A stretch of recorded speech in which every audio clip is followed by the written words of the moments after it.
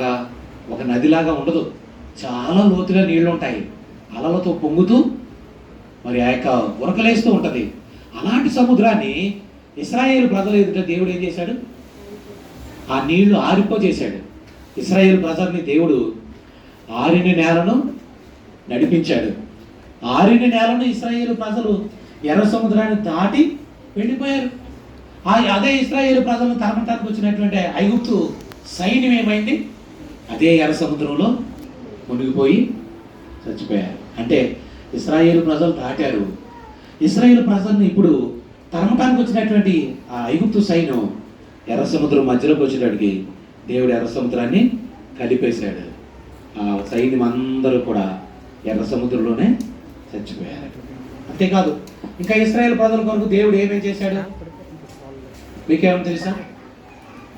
ఇశ్రాయేలు ప్రజల కొరకు ఇంకా దేవుడు ఏమేం చేస్తాడు చెప్పు, ఒకటి చెప్పు.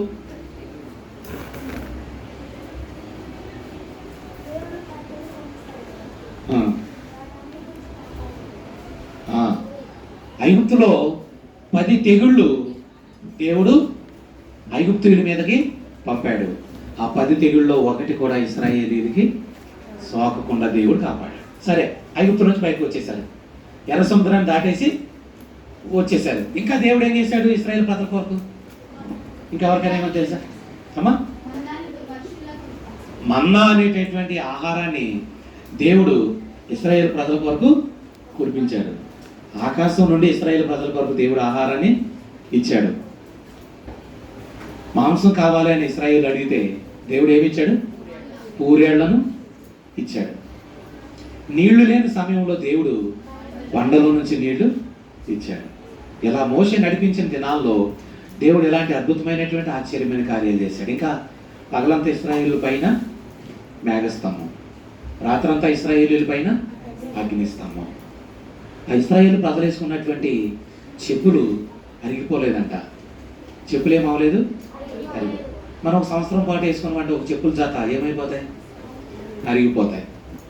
ఇశ్రాయేలు ప్రజలు 40 సంవత్సరాలు ఒకే చెప్పుల జాత, చెప్పులు అరిగిపోలే. ఇంకొక ఆశ్చర్యమైన సంగతి చెప్పనా?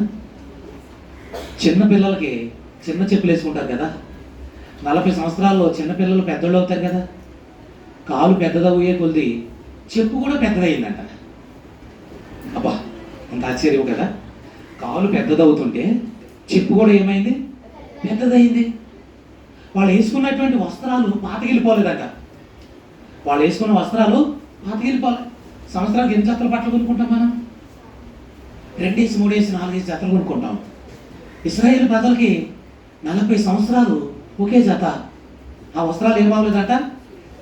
పాతగిలిపోలే, చినిగిపోలేదు, పొట్లిపోలేదు, ఏమాత్రం కూడా పాడవలేదు.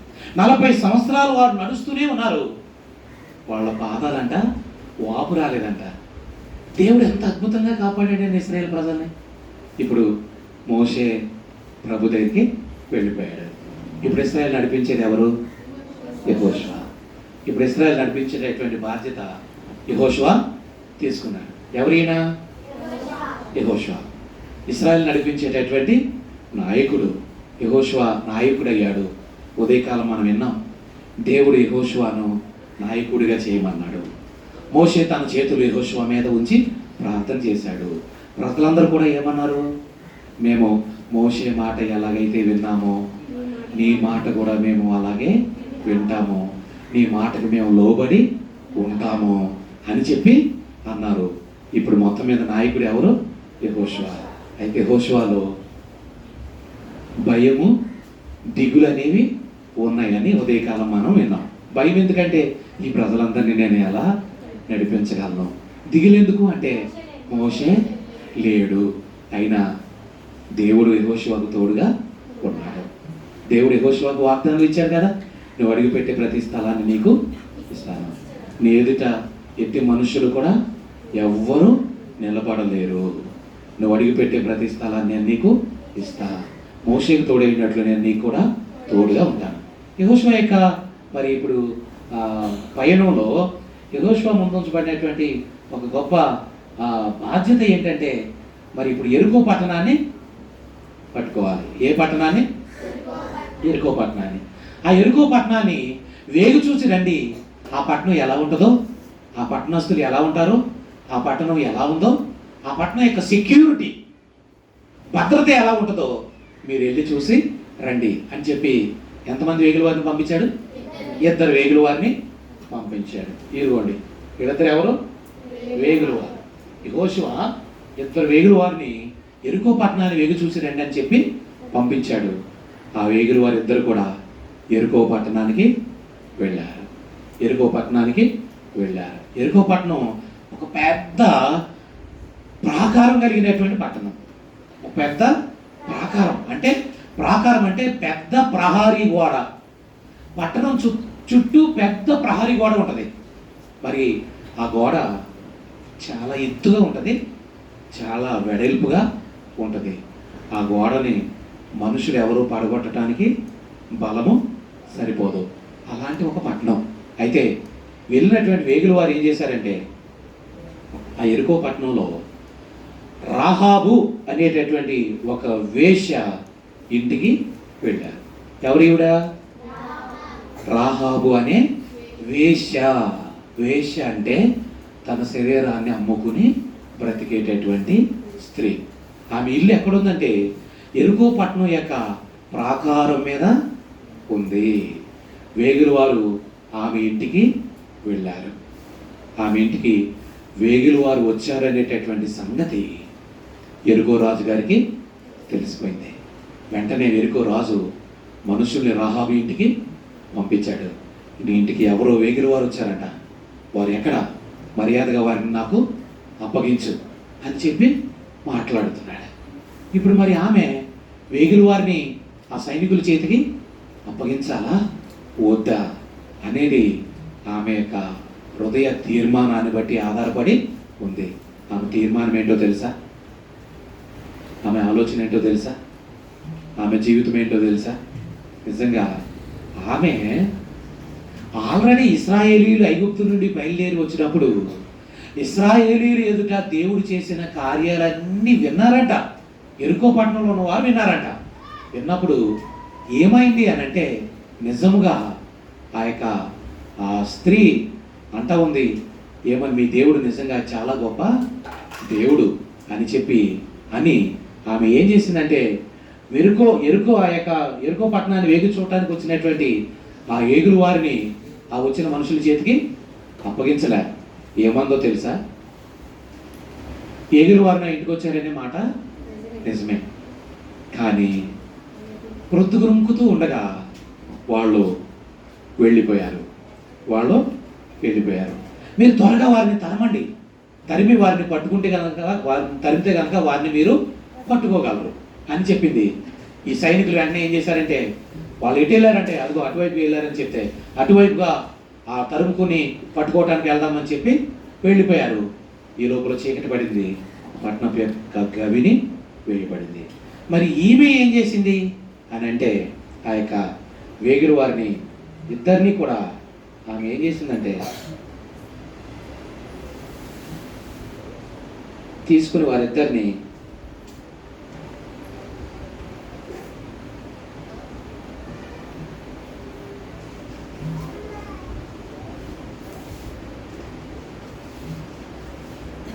ఆ వేగుల వారిద్దరిని కూడా ఆమె మిద్ది మీదకి ఎక్కించి ఆ మిద్ది మీద వారిని జాగ్రత్తగా పడుకోబెట్టి ఏం చేసిందంటే వారి మీద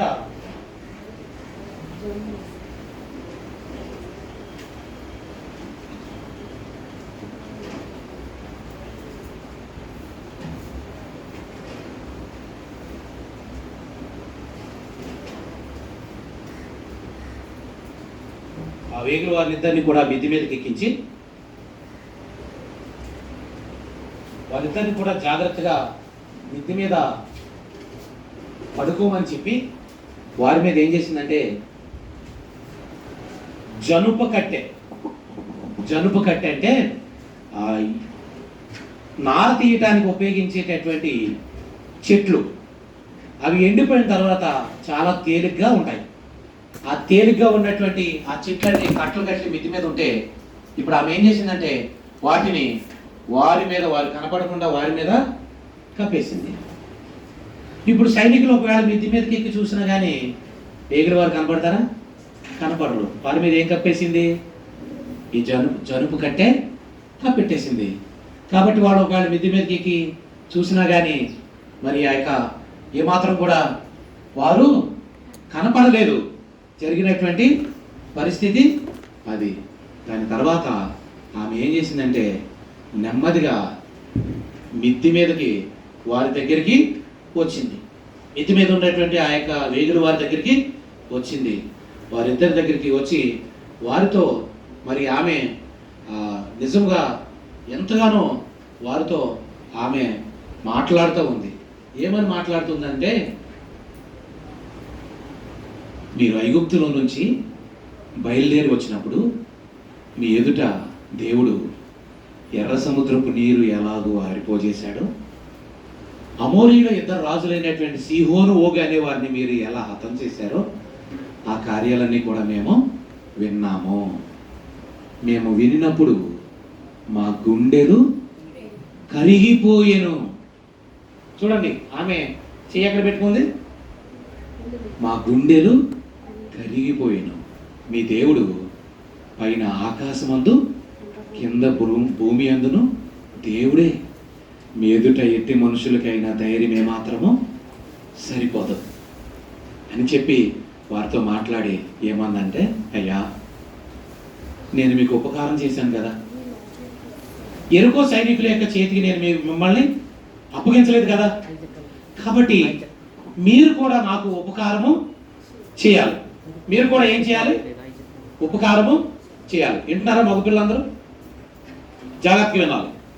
మీరు కూడా నాకు ఉపకారము చేయండి. ఏంటంటే, మీరు ఖచ్చితంగా ఈ ప్రాంతానికి వస్తారు, ఈ పట్టణాన్ని దేవుడు మీకు సొంతం చేస్తాడు. అప్పుడు మీరు ఏం చేయాలంటే, నన్ను, నా తల్లిదండ్రుల్ని, నా అన్నదమ్ముల్ని, నా అక్క చెల్లెండ్రిని, వారు కలిగిన వారందరినీ కూడా మీరు దయతో కాపాడాలి. దానికి మీరు ఒక ఆనవాలు నాకు ఇవ్వండి, దానికి మీరు ఒక ఆనవాలు నాకు ఇవ్వండి అని చెప్పి ఆ రాహాబు వారిని ఎంతగానో మరి వేడుకున్నప్పుడు వారు సరే అలాగే నీకు ఒక ఆనవాలు మేము ఇస్తాము అని చెప్పి అనినప్పుడు ఆమె దానికి అంగీకరించి తర్వాత ఏం చేసిందంటే, వారిని కిటికీలో నుంచి ఆ యొక్క వేగుల వారిద్దరిని ప్రాకారం మీద ఉంది కదా ఆమె ఇల్లు, కిటికీ నుంచి వారిని బయటికి దింపేస్తూ ఏమందంటే, మిమ్మల్ని తరమటానికి వెళ్ళినటువంటి సైనికులు వెనక్కి తిరిగి వచ్చే వరకు 3 రోజులు మీరు కొండలోకి పారిపోండి.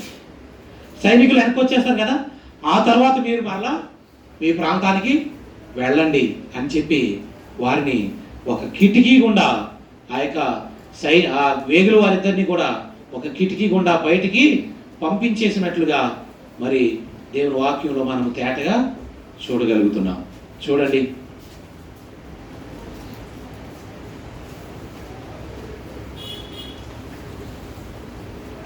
ఇది కిటికీ. ఆ కిటికీలో ఉన్నటువంటి రాహాబ్ అనేటటువంటి వేశ్య సైనికులిద్దరిని కూడా, ఆ యొక్క వేగుల వారిద్దరిని కిటికీలో నుంచి ఆమె నెమ్మదిగా కిందకి విడిచిపెడతా ఉంది. కిటికీలో నుంచి ఏం చేస్తుంది? నెమ్మదిగా వారిని కిందకి దింపేసింది. అలా కిటికీలో నుంచి వేగుల వారిద్దరిని కూడా ఆమె బయటికి పంపించేసింది. కిందకి దిగి వెళ్ళిపోయినటువంటి ఆ వేగుల వారు కొండల్లోకి పారిపోయి 3 రోజులుండి తరమటానికి వెళ్ళినటువంటి సైనికులు వెనక్కి తిరిగి వచ్చిన తర్వాత వారు మరలా తమ దేశానికి తిరిగి వెళ్ళిపోయారు. ఎవరి దగ్గరికి వెళ్ళారు? యెహోషువ దగ్గరికి మరలా తిరిగి వెళ్ళారు. యెహోషువ దగ్గరికి వెళ్ళి జరిగినటువంటి సంగతి అంతా కూడా యెహోషువకి చెప్పారు. అయితే ఈమె నాకు ఒక నిజమైన ఆనవాలు ఇవ్వండి అని చెప్పి అడిగింది కదా, ఈమెకు ఒక ఆనవాలు ఇప్పుడు ఇవ్వాలి. ఆ వేగుల వారు ఆమెకు ఒక ఆనవాలు ఇచ్చారు. ఏంటి ఆ ఆనవాలు వారు ఆమెకి ఇచ్చింది అంటే,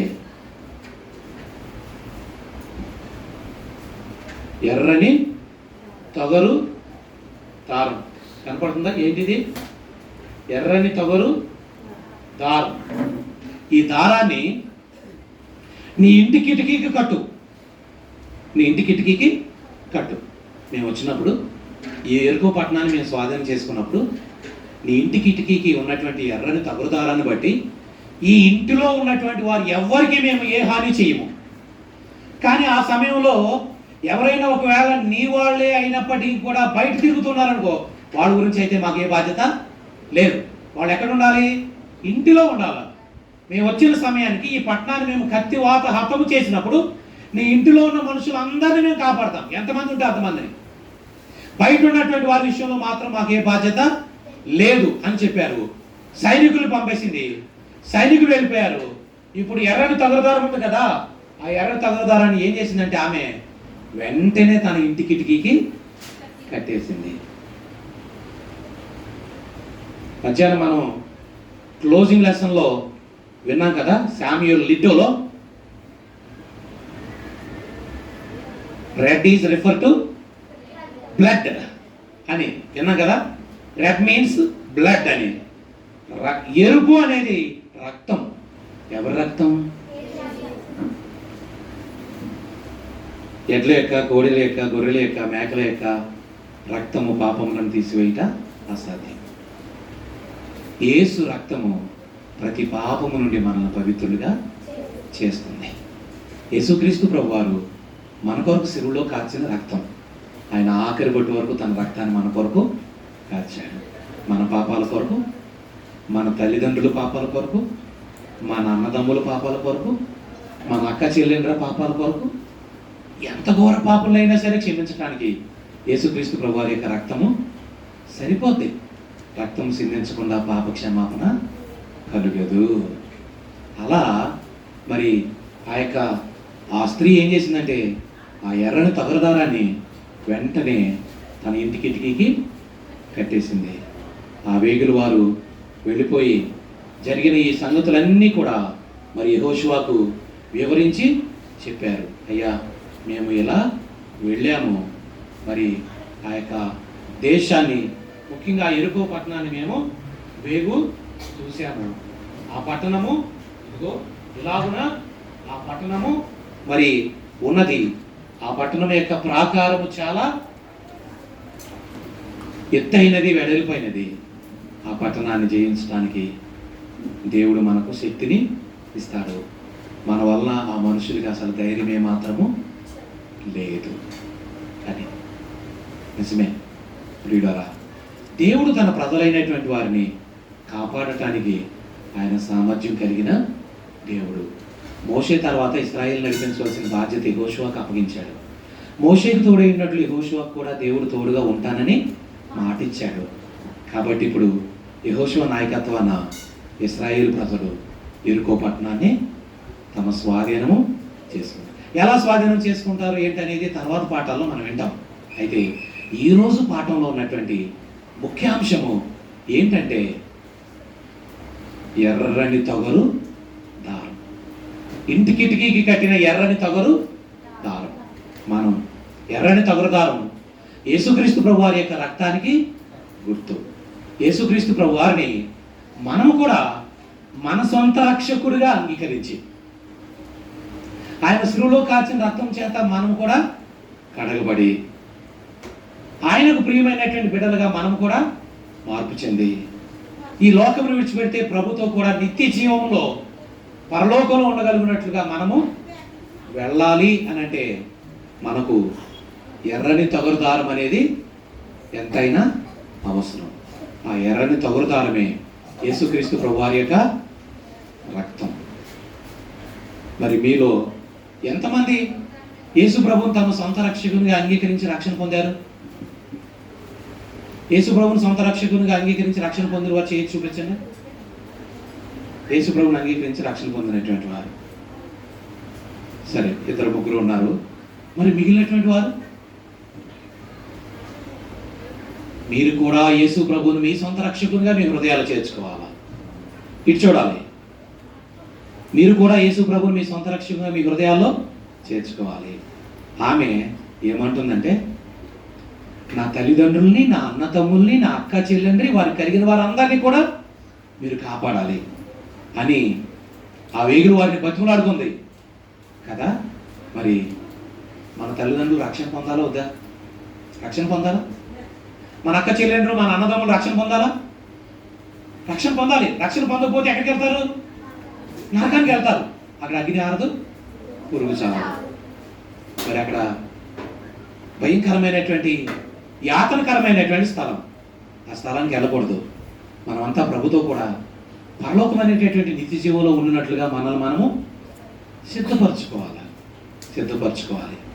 ఎర్రని తగరదారం ఆ ఇంట్లో ఉన్న వారందరినీ కూడా మరి ఆ భయంకరమైనటువంటి యుద్ధం వచ్చినప్పుడు ఆ ఇంట్లో ఉన్న వారందరినీ కూడా కాపాడింది.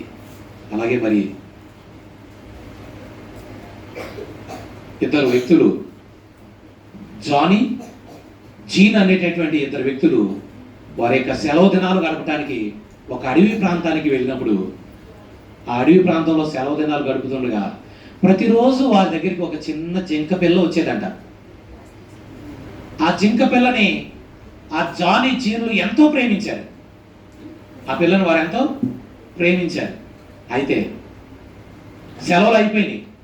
వెళ్ళిపోయేటప్పుడు అయ్యో ఈ జింక పిల్లని మనం ఎంతో ప్రేమిస్తున్నాం, తర్వాత ఎవరైనా వేటగాళ్ళు వచ్చి దీనికి ఏమైనా హాని చేస్తారేమో, దీన్ని ఎలా మనం కాపాడేది, భద్రపరిచేదని చెప్పి ఆలోచించి వారి తల్లి ఏం చేసిందంటే జీన్ యొక్క ఒక ఎర్రని ఫ్రాక్ గౌన్ తీసుకుని దాన్ని ఒక కోటుగా కుట్టి ఆ జింక పిల్లకి తొడిగారంట. ఆ జింక పిల్లకి ఆ ఎర్రని కోటు తొడిగేసి వాళ్ళ సెలవులు అయిపోయి ఇంటికి వెళ్ళిపోయారు. వచ్చే సంవత్సరం మరలా వచ్చారు. ఆ జింక పిల్ల ఉందో లేకపోతే ఎవరైనా వేటగాళ్ళు చంపేశారో అని చెప్పి ఆలోచిస్తూ ఉండగా ఈ లోపల ఆ జింక పిల్ల వారి దగ్గరికి వారిని గుర్తుపట్టింది, వారి దగ్గరికి వచ్చింది. అయితే ఇప్పుడు దానికి ఎర్రని కోట అయితే లేదు, కానీ అది మాత్రం క్షేమంగానే ఉంది. అంటే ఎంతోమంది వేటగాళ్ళు వేటాడటానికి వచ్చినప్పుడు ఆ జింక పిల్లలను కాపాడటానికి దాని ఒట్టు మీద ఏముంది? ఎర్రని కోటు ఉంది. అలాగే పరిశుద్ధ గ్రంథంలో నిర్గమకాండంలో ఇశ్రాయేలీయుల యొక్క తొలుసూలు బిడ్డలందరూ కూడా క్షేమంగా ఉన్నారు. ఆ రోజు రాత్రి సంహారపు దేవదూత ఆ యొక్క ఐగుప్తులోనికి వచ్చినప్పుడు ఐగుప్తీయులు అందరు తొలుసూలు పిల్లల్ని చంపేసింది. ఇశ్రాయేలు పిల్లలు మాత్రం క్షేమంగా ఉన్నారు. కారణం ఏంటి? ఇశ్రాయేలీయుల ఇంటి ద్వారబంధముల యొక్క పై కమ్మి మీద 2 నిలువు కమ్మిల మీద పస్కా బలి పశువు యొక్క రక్తం అనేది ఉంది. ఆ రక్తాన్ని చూసి చంపేసే దూత చంపకుండా దాటి ముందుకి వెళ్ళిపోయింది. నిజమే, యేసుక్రీస్తు ప్రభువారి యొక్క రక్తం క్రింద మన జీవితాలను మనం భద్రపరచుకోగలిగితే మనం గొప్ప రక్షణ పొంది ప్రభుతో కూడా పరలోకంలో యుగయుగాలు ఉండటానికి మనము వెళ్తాం. లేకపోతే కనుక నరకం. మనం రక్షణ పొందాలి. రక్షణ లేని మన ఇంటి వారందరూ రక్షణ కొరకు కూడా మనం భారం కలిగి ప్రార్థన చేయాలి. ప్రార్థన చేస్తారా? రక్షణ లేని మీ తోబుట్టువులు, అన్నదమ్ములు, అక్క చెల్లెల కొరకు, రక్షణ పొందకుండా ఉన్నటువంటి మీ యొక్క తల్లిదండ్రులు అయినటువంటి వారి కొరకు, వారి రక్షణ కొరకు మనం ప్రార్థన చేయాలా వద్దా? అవసరం లేదంటారా? చేయాలా? ప్రార్థన చేయాలి. లూకా సువార్తలో 16వ అధ్యాయంలో ధనవంతుడు పాతాళంలోని అగ్ని జ్వాలల్లో ఉండి అక్కడ యాతన పడుతూ ఏడుస్తూ ఏమంటున్నాడు? తండ్రివైన అబ్రహామా, నాకు 5 సహోదరులు. ఎంతమంది ఉన్నారట? 5 సహోదరులు ఉన్నారు. వాళ్ళు కూడా నేను ఎలా బతికాను అలాగే బతుకుతున్నారు. వాళ్ళు కూడా చచ్చిపోయారంటే ఈ పాతాళంలోకే వస్తారు. దయచేసి వాళ్ళు అలా రాకుండా ఉండేటట్లు వాళ్ళకి ప్రకటించడానికి ఆ లాజర్ని పంపండి అంటున్నాడు. నిజమే ప్రియులారా, చచ్చిపోయిన తర్వాత పాతాళంలోకి వెళ్ళి అక్కడుండి బాధపడి, అక్కడుండి ఏడుస్తూ, అక్కడుండి దుఃఖపడి, అక్కడి నుంచి బతుకులాడుకునే కంటే ఈ భూమి మీద బ్రతికుండగానే రక్షణ లేని మన వారందరి రక్షణ కొరకు మనం భారం కలిగి ప్రార్థన చేయాలి. మనం రక్షణ పొందాలి. మన వారందరి రక్షణ కొరకు మనం ప్రార్థన చేయాలి. యేసు ప్రభు గురించి మన వారందరికీ కూడా మనము చెప్పాలి. ఈ బాధ్యత మన మీద దేవుడు ఉంచాడు. ఆ బాధ్యతని ఎరిగిన వారుగా రాహాబు అనే వేశ్య తన వారందరినీ ఎలాగైతే కాపాడుకుందో, ఎలాగైతే రక్షించుకోగలిగిందో, అలాగే మనం కూడా మనల్ని మనము, మన ఇంటి వారందరినీ కూడా రక్షించుకోవాలి. పరలోకములోనికి చేరినట్లుగా మన వారందరిని కూడా మనం ఏం చేయాలి? రక్షించుకోవాలి. అలాంటి ఒక చక్కని బాధ్యత మనం కలిగి ఉన్న వారమై ఆ ప్రభు యొక్క ప్రేమ చేత నడిపించబడుతూ రాహాబు వలె, ఇంకా రాహాబు గురించి నేను చెప్పవలసినటువంటి ఒక ఆఖరి మాట, ఒక మాట ఉంది. అదేంటంటే, రాహాబు అనేటటువంటి ఆ యొక్క వేశ్య యేసుక్రీస్తు ప్రభు వారి యొక్క వంశావళిలోకి వచ్చింది. మత్తయి సువార్త 1వ అధ్యాయం 5వ వచనం చదివితే, షల్మాను రాహాబునందు బోయజును కనెను అని ఉంది. బోయజు రుతునందు ఓబేదును కనెను, ఓబేదు యెషయిని కనెను, యెషయి దావీదును కనెను, యేసుక్రీస్తు ప్రభు వారు దావీదు కుమారుడుగా వచ్చారు. అంటే రాహాబు అనే వేశ్య ఎక్కడికి వచ్చింది? యేసుక్రీస్తు ప్రభు వారి యొక్క వంశవృక్షములోకి వచ్చింది. ఒక వేశ్యని తన వంశవృక్షంలోకి చేర్చుకోవటానికి యేసు ప్రభు ఇష్టపడ్డాడండి. మన జీవితాలు, మన బ్రతుకులు మారితే, మన గుండెలు కరిగితే, మన హృదయాలను దేవుడికి ఇవ్వగలిగితే, ఆయన రక్తంతో మనం కడగబడితే మనం కూడా ఆ ప్రభుకి ఇష్టమైనటువంటి వారిగా, మనము ప్రభు కొరకు నమ్మకస్తులుగా ఉండగలం. అలాంటి కృప చేత దేవాది దేవుడు మనల్ని ఎంతగానో బలపరిచి నడిపిస్తాడు. ప్రార్థన చేసుకుందాం. మోకరించండి అందరూ.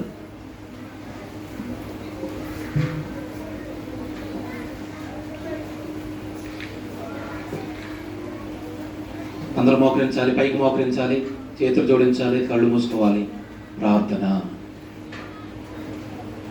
పరిశుద్ధుడు అయిన మా తండ్రి, ప్రేమ కలిగిన మా దేవ, ప్రభువా, ఈ సాయంకాలపు వేళ రాహాబు అనే వేశ్య తన ఇంటి కిటికీకి కట్టిన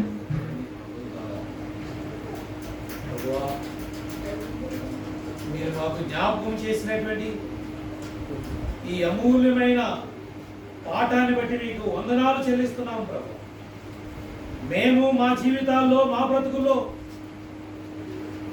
ఆ స్త్రీ వలె మా జీవితాలు, మా బ్రతుకులు మార్చుకొని మీ ఎదుట నమ్మకస్తులుగా బ్రతకటానికి మాకు సహాయం చేయండి ప్రభువా. ఈ జూనియర్ సెషన్లో ఉంచబడిన ఈ పిల్లలందరినీ నీ ప్రేమ గలస్తాలకు అప్పగిస్తున్నాను ప్రభు. ప్రతి ఒక్క బిడ్డ మారు మనసు రక్షణ పొందాలి. అలాగే ప్రభువా, తమ ఇంటి వారి రక్షణ కొరకు, తమ తల్లిదండ్రులు, అన్నతమ్ములు, అక్క చెల్లెండ్రుల రక్షణ కొరకు బాధ్యత కలిగిన వారిగా, ప్రార్థించే వారిగా ఉండగలుగుతారు. మీరే సహాయం చేయండి ప్రభువా.